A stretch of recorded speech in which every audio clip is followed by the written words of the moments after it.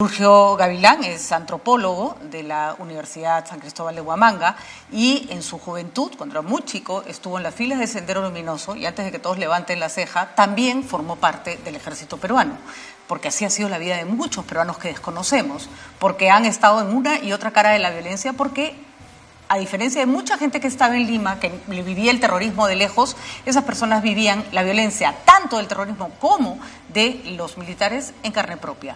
Lurgio tiene 2 libros absolutamente conmovedores sobre su experiencia.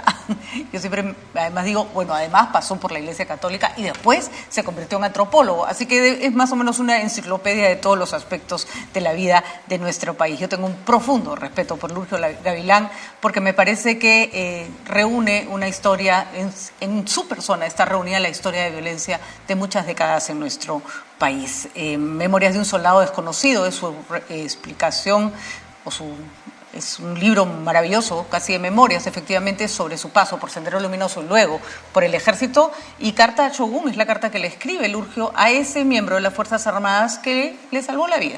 Porque en un momento en que las fuerzas del orden se enfrentaron a su columna terrorista cuando era muy jovencito, decidieron no matarlo y enrolarlo en el ejército. Y ahí le enseñaron un montón de cosas que no necesariamente disparar, que Lurgio no sabía. Le enseñaron a leer, lo formaron como persona, para demostrar que la vida no es blanca y negro y que tiene justamente matices. En todo hay cosas buenas y malas.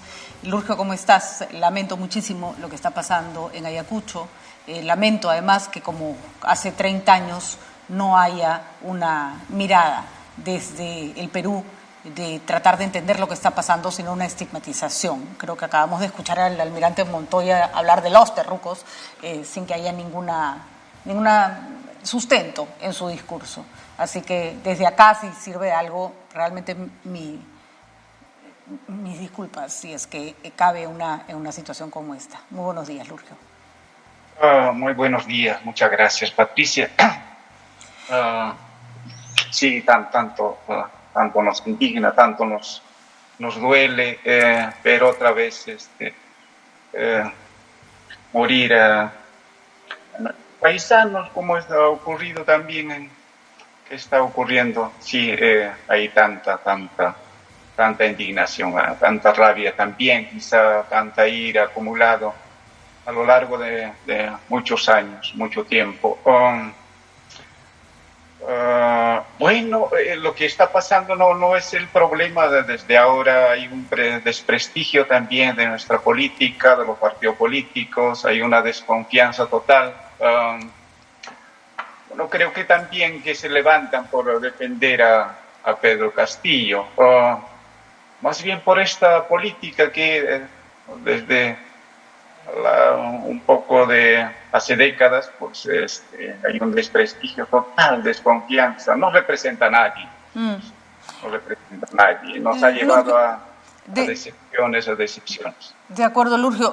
Aquí apelo a tu perspectiva de antropólogo ayacuchano, que ha visto el devenir de la sociedad ayacuchana después de la época del terrorismo.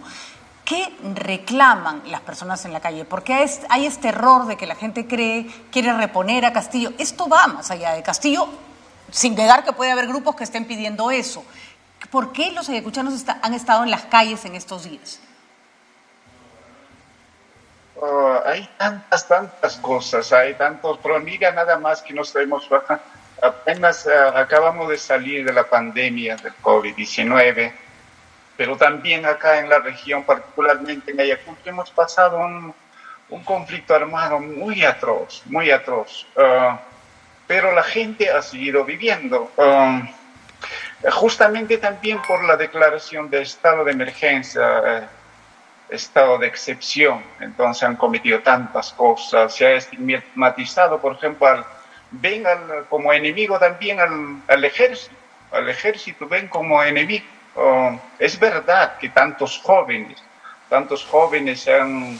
han sido llevados a la fuerza de sus casas, pero lo ven, y entonces, y ahora también que se ha declarado el estado de emergencia, pues han visto al enemigo que se acerca, que dispara. bueno, hay tantos problemas que todavía estamos ahí, hemos pasado 2 décadas, 3 décadas, a pesar de tanto tiempo, pues sigue ahí, las memorias viajan en silencio, viajan en nosotros, están con nosotros. Y saltan en momentos de crisis. Una cosa que me ha impresionado mucho, Lurjo, con los videos que me han estado llegando de las Fuerzas Armadas rastrillando Huamanga, básicamente yendo de calle en calle, disparando de aquí para allá. Repito, más allá de los lugares donde sí había convulsión, las Fuerzas Armadas han paseado por calles donde la gente estaba haciendo nada.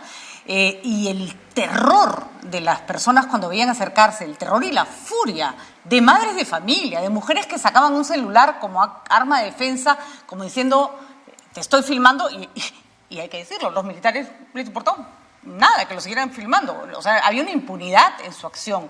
Ese susto, ese terror del que hemos sido testigos, lo que queremos ver, ¿es producto, un remanente del miedo que se quedó en Ayacucho por la lucha contra el terrorismo, por la época del conflicto armado?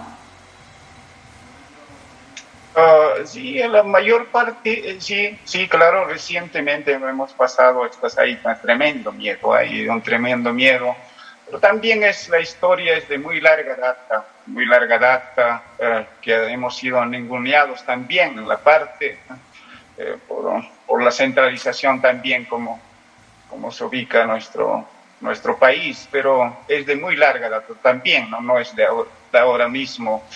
Pero de todas maneras está ahí una estigmatización hacia las poblaciones de provincias,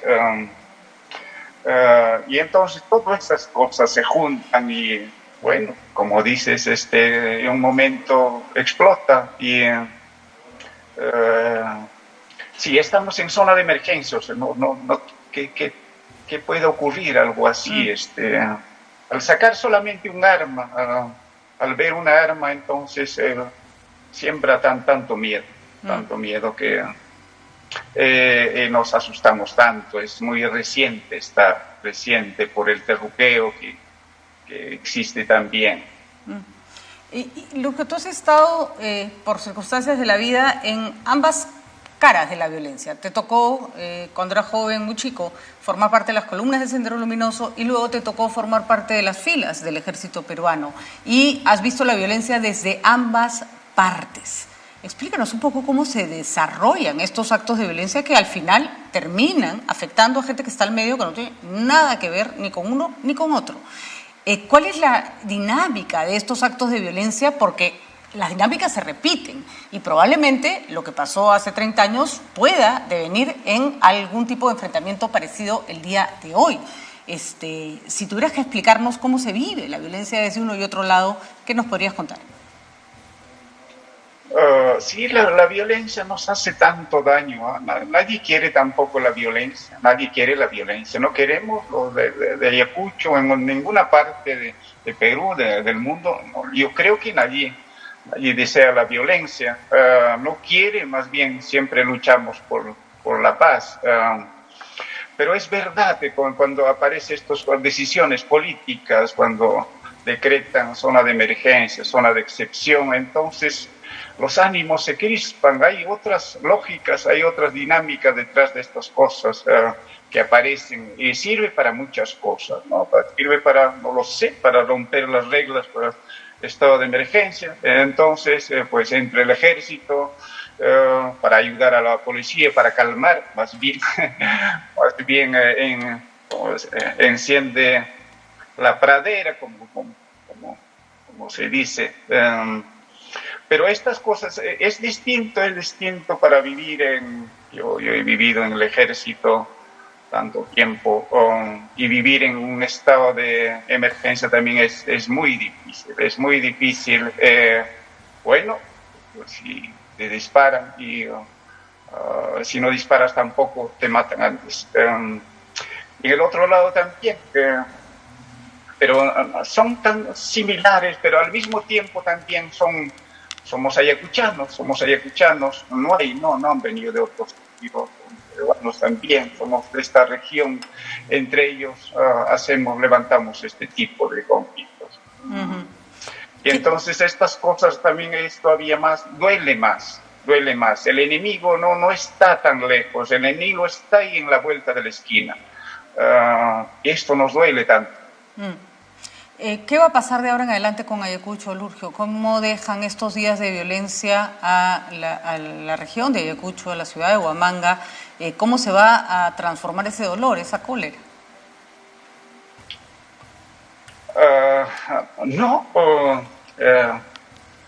Mira, hace una semana estábamos aquí incendiados con balas entre bombas, corriendo con miedo, llamando por teléfono, pero no, la vida continúa, ¿eh? La vida continúa, ahí está, uno va al mercado, está ahí navidades que han armado en la plaza, en el parque, otra vez comienza, pero nosotros sí que creo que hemos aprendido a convivir también. Entre esta marginación, esta estigmatización, entre la violencia también, hemos sabido convivir con estas cosas. Seguramente por esta muy larga data que hemos tenido conflicto entre conflicto y conflicto, bueno, la vida también, necesitamos también llevar pan para nuestros hijos, necesitamos trabajar bien.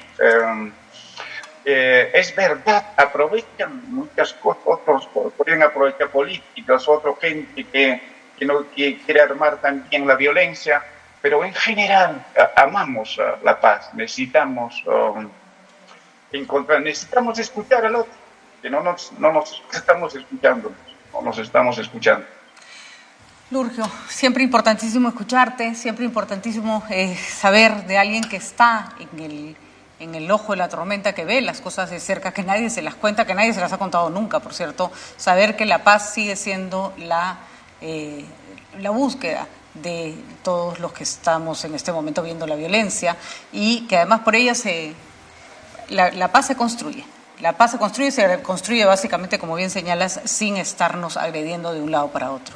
A pesar de las circunstancias, que tengas unas felices fiestas, Lurgio, tú, tu familia y todo Ayacucho, que es uno de los pueblos además con una fe enorme que siempre es importante para sobrellevar momentos difíciles. Muchísimas gracias por haber conversado con nosotros y nuestro mayor deseo de que las cosas mejoren para Ayacucho y para el país entero.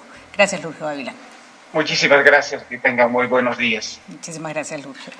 Bueno, ahí habíamos escuchado a Lurgio Gavilán. Para las personas que creen que pueden entender mejor el Perú, yo repito, que a mí me cuente quién ha estado en todas las caras de la violencia. Lurgio además buscó en su paso por la Iglesia Católica, fue también cura, o aspirante a cura, estuvo muchos años con los franciscanos. ¿Quién ha pasado por todas esas experiencias como para arrogarse más derecho que él para hablar del tema?